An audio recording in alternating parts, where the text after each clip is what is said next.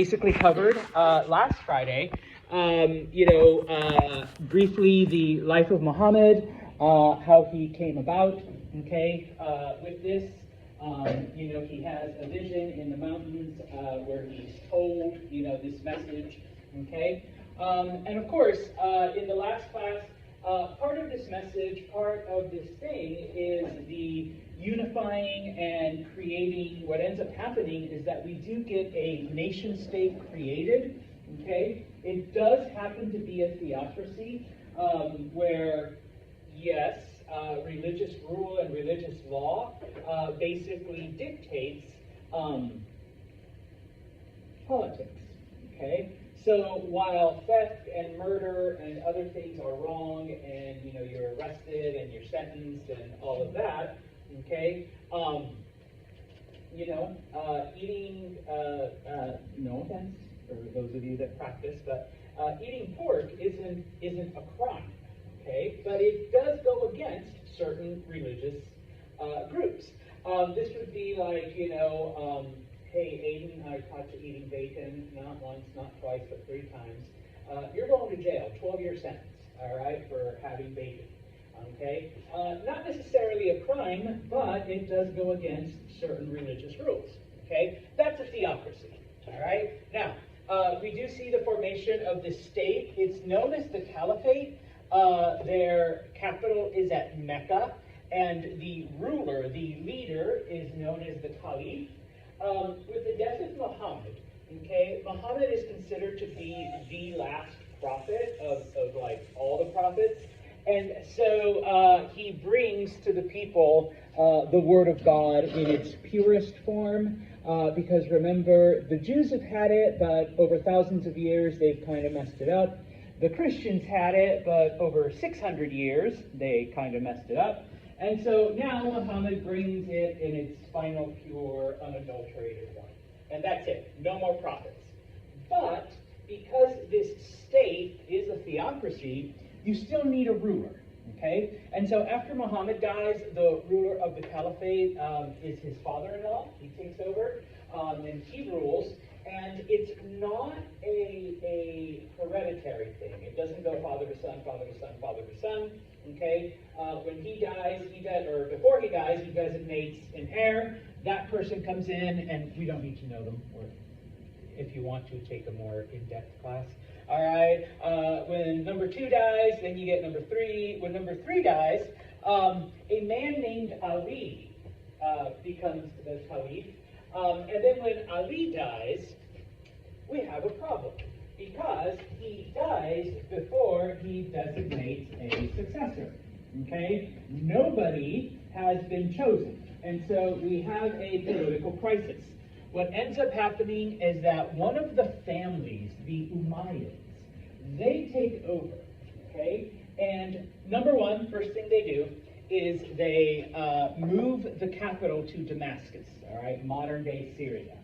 Number 2, in order to avoid another crisis like this, or even any kind of confusion, they do make the caliphate, the title of caliph, hereditary. So now, my son will be the next caliph, and his son will be the next caliph, and his son will be the next caliph, and as long as the Umayyads are in power.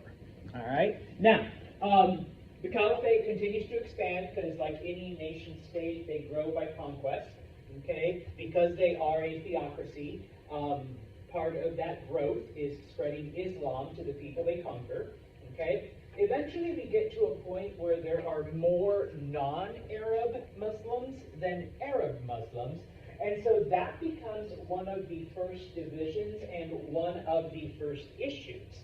Okay? Under the Umayyads, they favor the Arab people, even though there are much more non-Arabs than Arabs.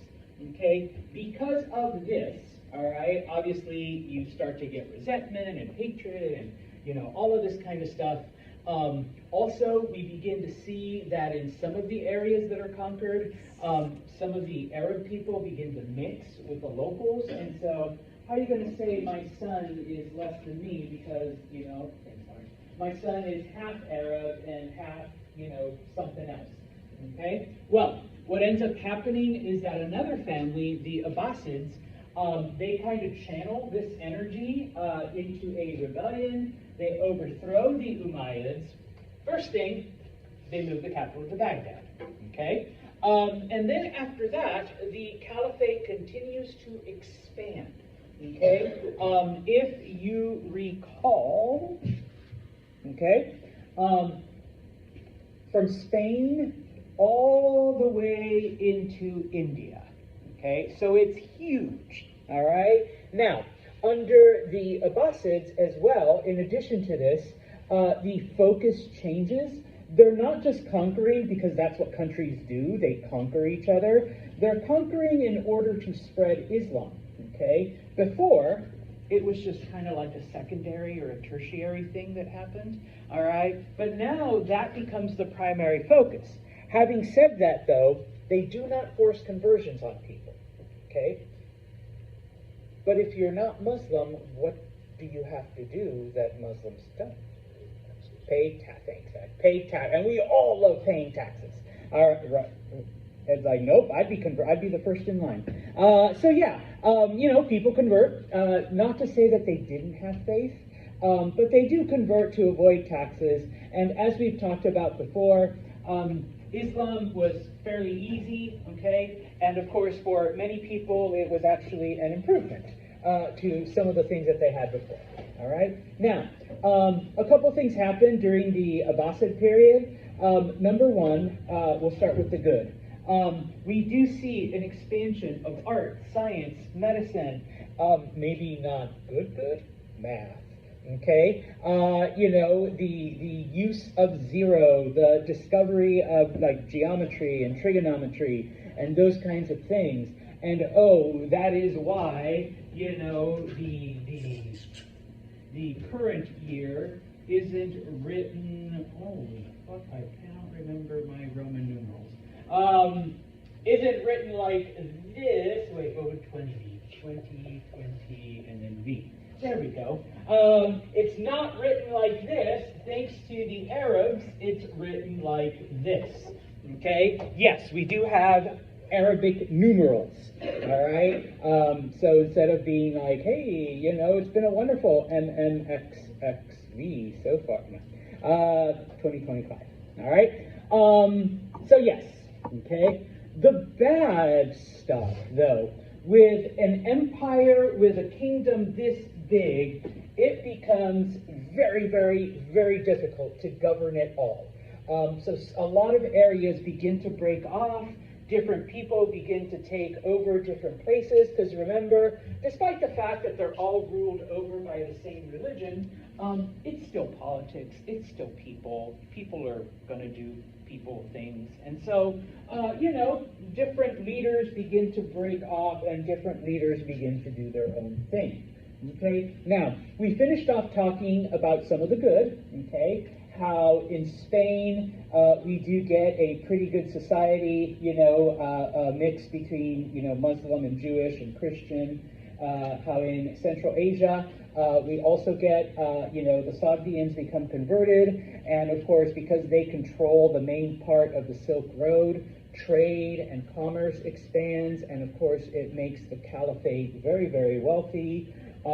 Because they are able to get different manuscripts in different languages, and then those are translated into Arabic, we get one of the first medical textbooks, Canon of Medicine, during this time. Okay? And of course, this is where we stopped. And where we'll pick up. Muslims conquered pretty much most of North Africa. Okay, that entire area, okay, is now, Islamic, is now Muslim. Okay, now, they don't conquer the Sahara Desert because it's a desert, there's nobody there, but various traders and merchants and whatnot do travel into the inner parts of Africa.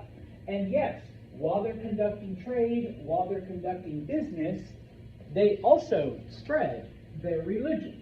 Okay, and so we get in many of these areas, okay, now, let me back up, because the way Islam spreads into Africa happens two ways. way number one is the way I'm explaining, and that is predominantly in Western Africa.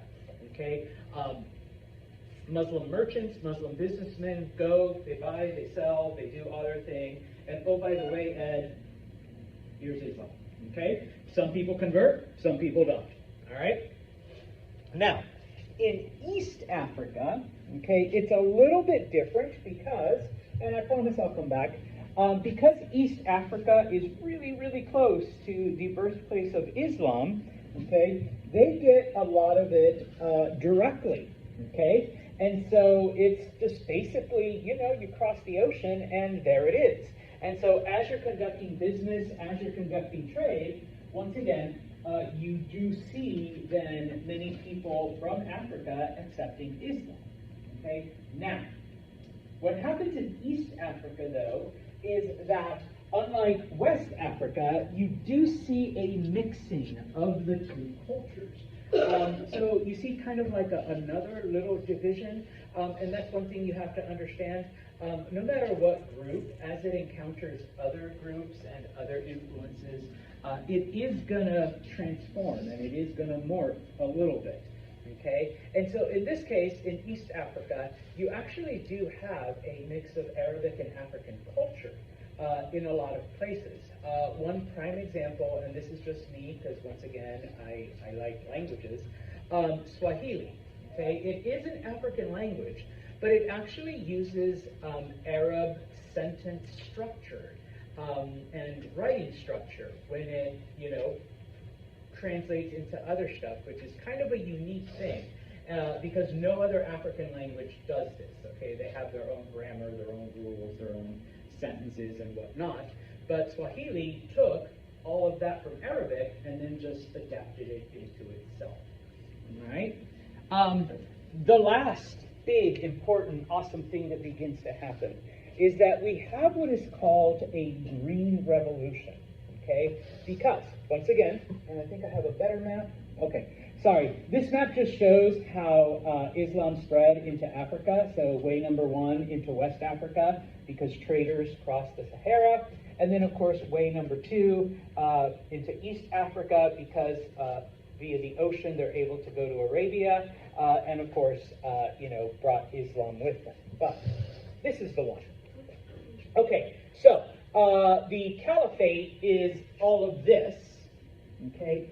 But that doesn't mean that it literally stopped right there, because you do have missionaries going, you know, to other parts. We see that it spreads into Africa. Even though the armies are stopped right here, Muslim missionaries continue to travel into many other areas, spreading Islam. Not necessarily like they don't become a Muslim country yet, but they do spread the religion. In fact, you fast forward to 2025, the largest group of Muslims, Indonesia.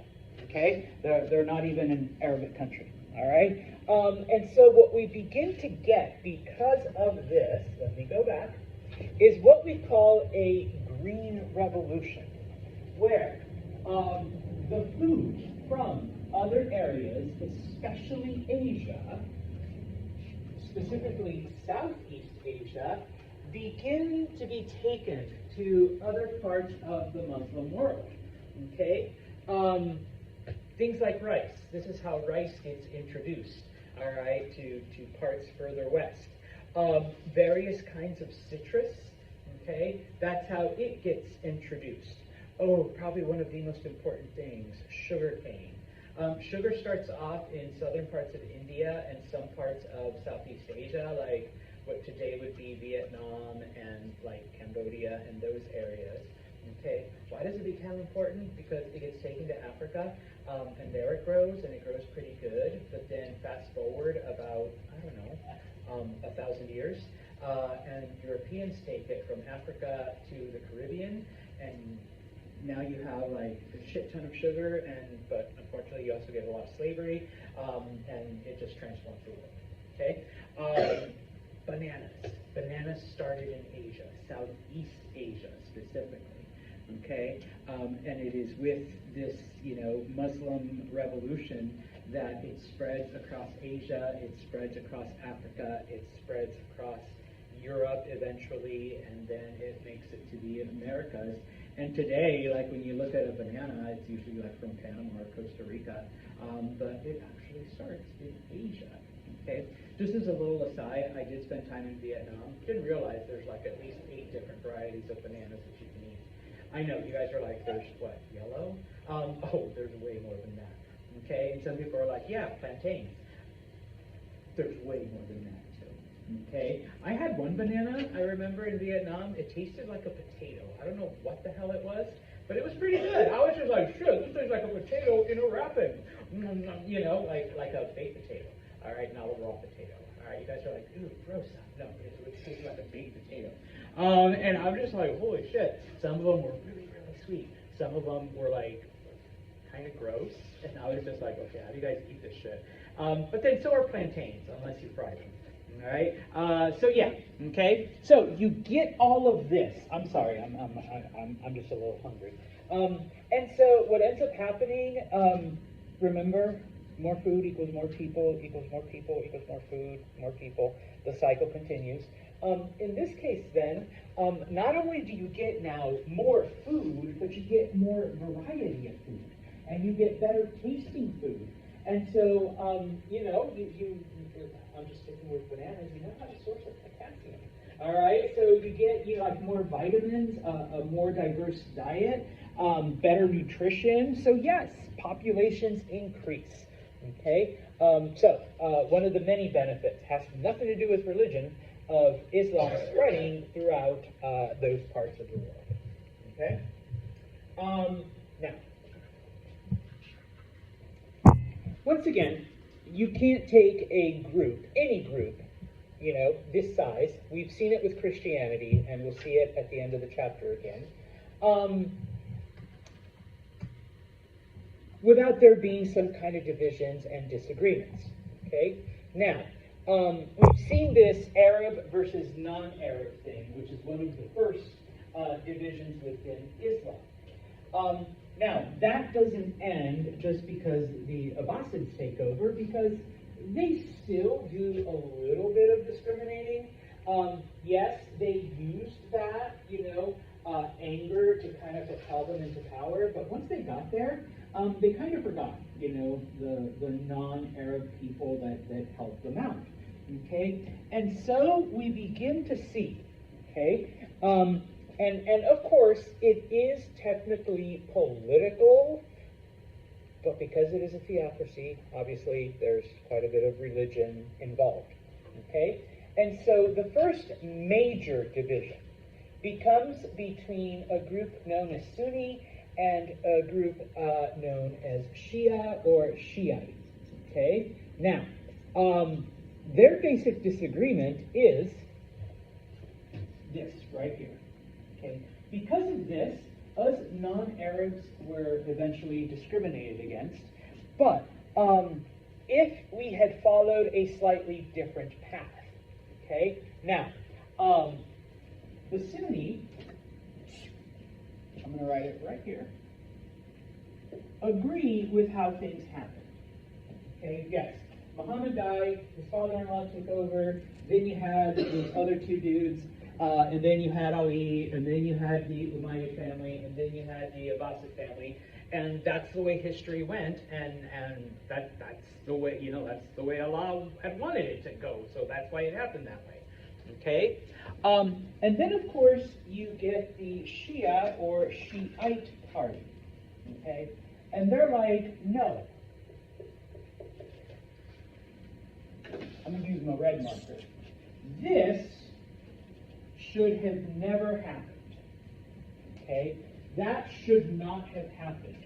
What should have happened, instead of his father-in-law, it should have gone to a man named Ali. Another Ali, okay? He was the husband of Muhammad's daughter Fatima. So his son-in-law. It should have gone to Muhammad's son-in-law. And then from there, you know, however history would have unfolded, okay? Of course, they say, well, you know, because it would have been hereditary, so like if his son and his son and his son, and it would have been a political dynasty, but also it would have kept the bloodline pure, because through his daughter, okay, the next Caliph would have been a descendant of Muhammad, and then the next one, the grandson, and then the great-grandson, and then the great-great-grandson of Muhammad, okay, through his daughter, of course, okay, and so, yeah, okay, that becomes the two divisions, and you still have them today. They still exist today. Sunni versus Shiite Muslims, okay? Now, of course, this group appealed to the groups that had been isolated, that had, you know, had a reason to disagree with the way history went, okay? Now, just as an FYI, because I'm not, you know, I'm not Muslim, I'm not Arab or anything like that, the way I remembered this is that, you know, Sunni is the way it happened. Shia or Shiite is the way it should have happened. Okay? So yeah, that's the mnemonic that helps Mr. Santos. Okay? So yes, you have this conflict. All right? As I said, the division still exists today. All right? This is only taking a very small part of the Muslim world. All right? Everything that you see in either light green or dark green, okay, that's all Sunni. Okay? That's all Sunni Muslim. Shiite Muslim, all right, is much less. All right? Even though in some countries they are ruled by a Shia majority, or a Shia minority, you still see a percentage of Sunnis, okay? So, you know, like in Morocco, it's, you know, like 99% Sunni Muslim, okay? In places like Iran, okay, we see it goes the other way, all right? A lot of places, okay, are kind of split, you know, 50-50, you know, type of thing. So, but it is, Sunni is the dominant one. Sunni is the one that prevails. Okay? Questions on that? All right. So that's the first big major division in Islam. Okay? All right. The last thing here, okay, and we will shift over to Western Europe again. Okay? Basically, I promise I should have put another, there we go. I did put another map. Basically, the caliphate falls apart, okay? And it breaks up into different kingdoms, okay? And so what ends up happening is that various Shiite groups unite with a group of people known as the Berbers who live in North Africa, and they overthrow, okay? They overthrow the Sunni governments. And so those areas, even though many of the people are predominantly Sunni, they are ruled over by a Shia ruler. Okay? In 969, they take over Egypt. Okay? And they make some changes. Okay? Number one, the capital of Egypt had been Alexandria, all right, for the longest time. But when the Shiite, when these Fatimids take over, they establish a city called Al-Qahira, all right, in English, Cairo, and so that becomes the capital, all right. Of course, it is pretty close to the old site of Giza, the, bless you, ancient 2,000 years ago capital, okay, type of thing, all right.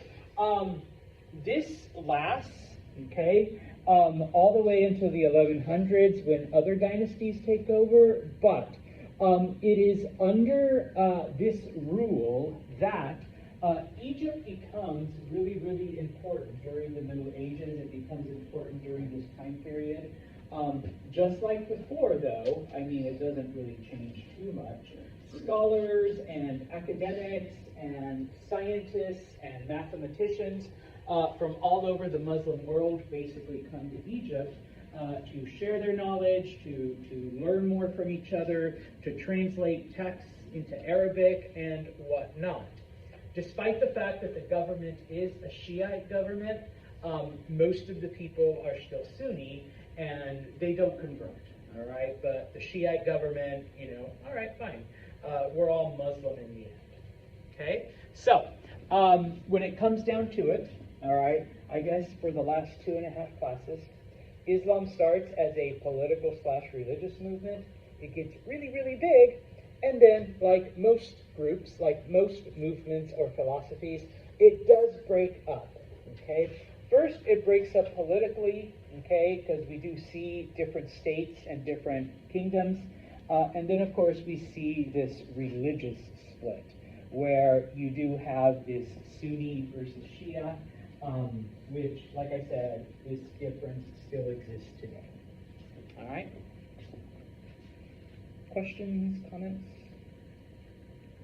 All right, so once again, the map.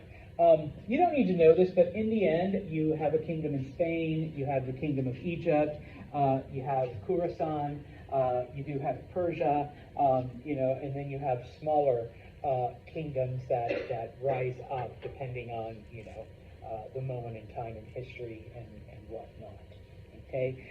That do either fight each other or, fight against Christians, okay? And so, going back then to medieval Europe, remember, the Middle Ages is the time from the fall of Rome, which you do need to know the date, 476, all the way until the time of the Renaissance, okay? Which is, depending on which part of Europe you're looking at, all right, the 1300s, the 1400s, okay? It's all relative. But we break up the Middle Ages, okay, into 3 time periods. The early Middle Ages, which is from the fall of Rome until about the 700s, okay, we call it the High Middle Ages, from about the 800s till about the Crusades, maybe, right before the Crusades, so like the year 1000, 1100, and then the late Middle Ages, everything past like 1100 until the 1350s, okay? Sometimes students ask, wait, why is it early, high, and late? Why isn't it early, middle, and late? Because the Middle Ages just sounds stupid. So we call it the High Middle Ages, okay? Now, when people think about the Middle Ages or medieval times, castles and knights and damsels in distress and like all of that shit, that is actually the late Middle Ages, okay? That isn't even like this. So sometimes when people are like, or like a show or whatever, and they're like, yeah, it's the year 600, and oh, here comes Sir Adrian on his horse and carrying the banner of, I'm like, that's bullshit, because that would not have happened for another, like, 500 years. Okay, you're about 500 years way too early. Okay?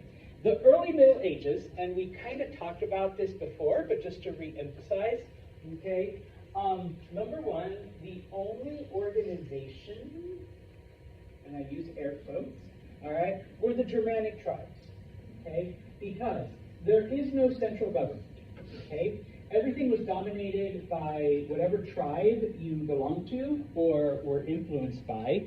And of course, localism, your local village.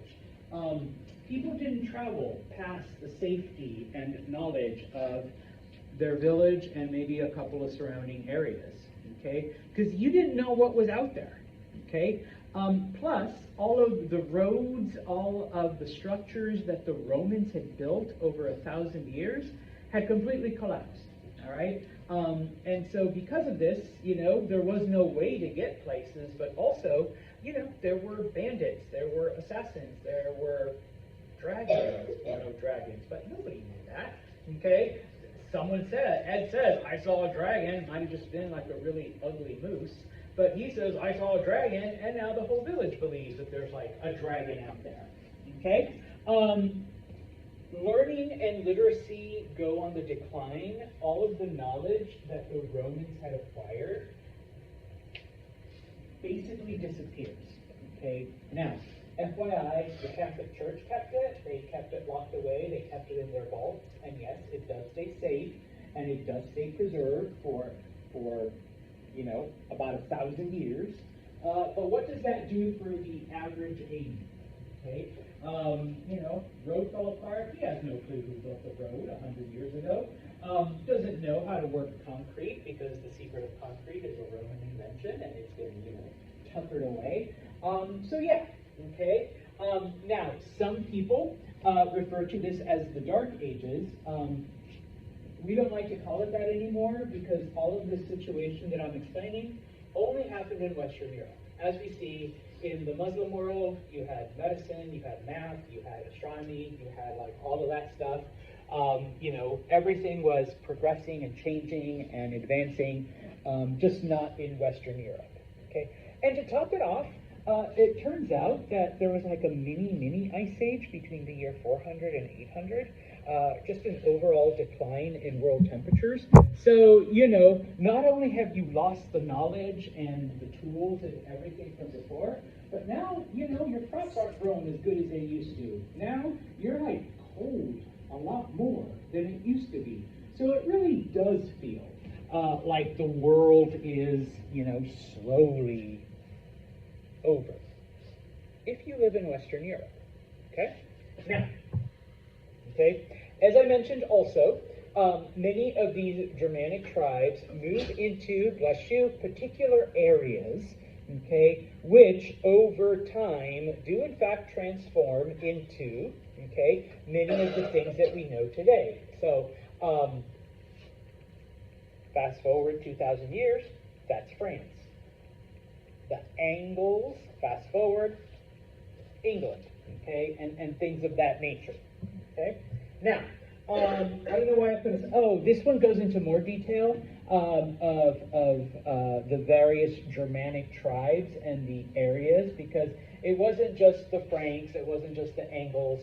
You also had the Britons and the Scots. You had the Burgundians. You had the Ostrogoths, the Visigoths, the regular Goths. Okay, and they all broke up and formed their own little things. But basically what ends up happening is that this becomes the foundation of many of the modern European groups. Okay?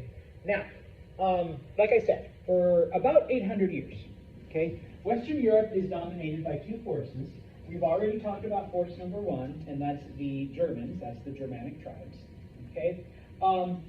Force number two, okay, is the church. Okay? Now, yes, we go from the early Middle Ages of tribalism, localism, bandits, okay, sea dragons, and all of that. You don't know what's going on, okay? Eventually, though, these Germanic tribes, I promise I'll come back, they settle certain areas, they stop moving around as much, okay?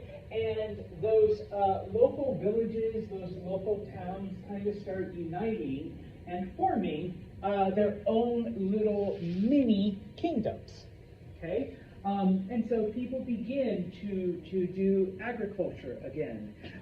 People are able to, and once again, I mean, it's not like before, because temperatures are dropping and you don't have aqueducts anymore to bring water to the areas. But you are seeing a slight increase, and even the smallest increase in food leads to an increase in people. And like I said, Ed's village and Ira's village and Madison's village, they all come together and, cooperate, and eventually, we pick Vanessa as our king, and so we begin to see then these little areas forming into what eventually becomes a lot of the modern European countries, okay? Now, as much as I would love to go through the history of every single tribe and how they united and came together, and yes, you had these groups and this eventually becomes Austria, and then you had all these people, and this is how England forms, because the Angles mixed with the Saxons and the Celts, and we can't, okay? But we are going to look at the Franks, which eventually become the French. Okay? Why do we look at the Franks? Well, number one, like I said, because it eventually does become France and parts of Germany. Okay, number one, so pretty big, pretty influential. But number two, they're actually the biggest group. Okay, they take over the largest amount of land in Central Europe. Okay, so yeah, maybe you have, Vanessa's little kingdom, but it is a teeny little kingdom hidden away, like in southwestern Germany. Whereas the Franks, they're from all over France and all over Western Germany. Okay, plus they do give us one of history's most important figures. Okay, now, if you recall, when the Muslims invaded Spain in the 700s, they basically went on a free-for-all conquest for about 20-something years. It isn't until they reach a city called Tours in southern France that a man named Charles Martel is able to raise an army that stops them. Okay, and so the Muslim armies turn back. They head back into Spain, and from there they establish Spain as this awesome, kingdom in Western Europe. But after this victory, Charles Martel is seen as the savior of Europe, the savior of Christianity, because he stopped these, once again, these invaders, these infidels, these people that were going to, destroy Europe, and, he saved everyone, okay? Charles was a Frank. He was a member of the Frankish tribe, all right? And so, because of his victory, okay, he doesn't get made king of the Franks, but his son, Pepin, gets made king of the Franks. I know, that's an awesome name, Pepin. Okay? He's known to history as Pepin the Short, okay, because he is the father of a man named Charles, okay? He becomes known as Charles the Great when he becomes king, which, if you translate from the Old French, is Charlemagne, okay? And so, he is this important historical figure that basically unites parts of Western and Central Europe for the first time since the Roman Empire, okay? If his grandfather hadn't, led the armies that saved Europe, who knows if he would have become king, okay? Now, like I said, he is the first, since the fall of Rome, to control a large portion of Western and Central Europe, okay? He is also the first to call himself emperor. He's not just the king of the Franks. He is the emperor, okay? Because he does control a huge amount of land, all right? Now, he does like two things, okay? He wants to make his kingdom, great. He wants to make it like the old Roman Empire. He wants to have that kind of glory.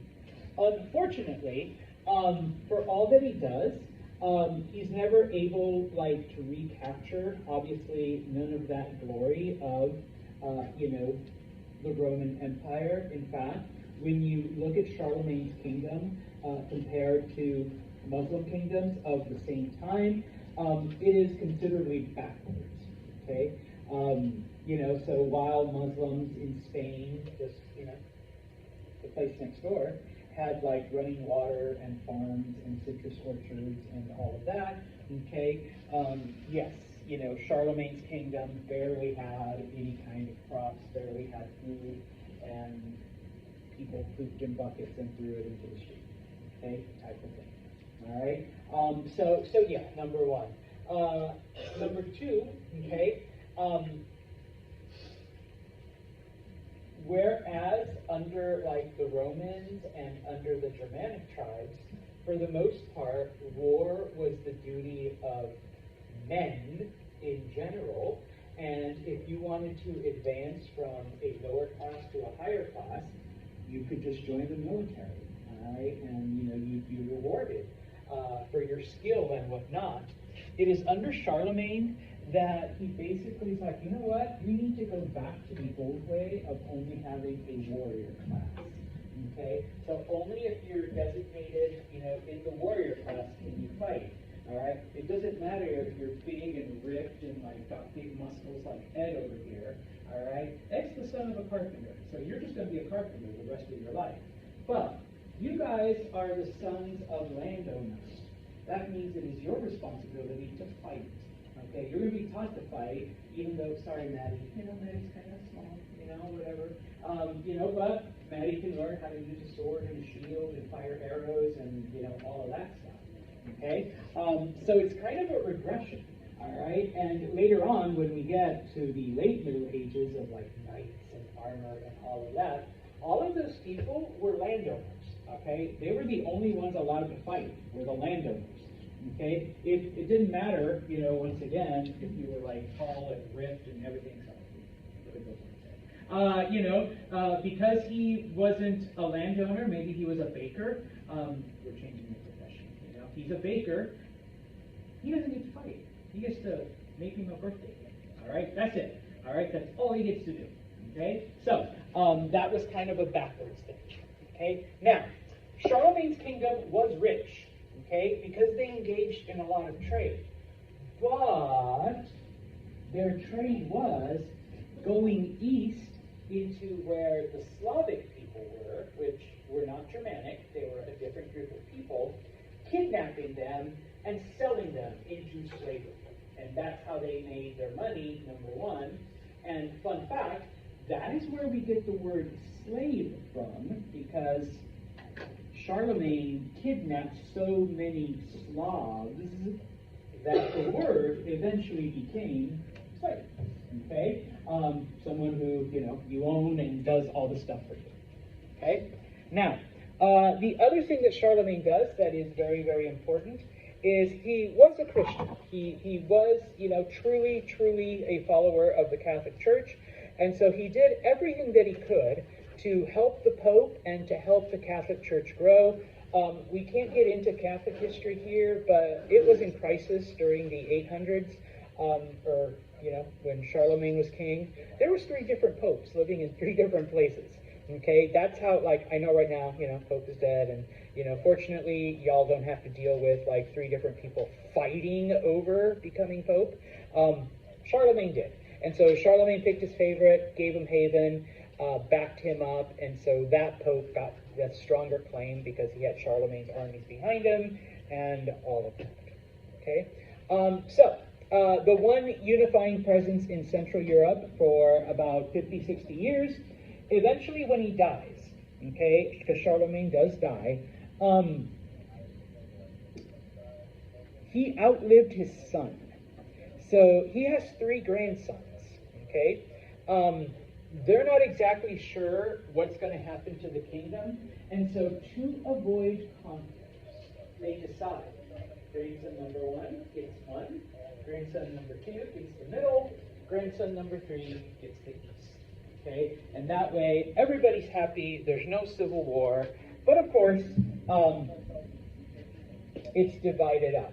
And of course, the western part of Charlemagne's kingdom eventually does become what today we know as France. The middle parts of it become France, parts of it become like Switzerland and Austria and northern Italy, and then the eastern part become Germany, or at least the western part of Germany today. Okay? All right. We will continue with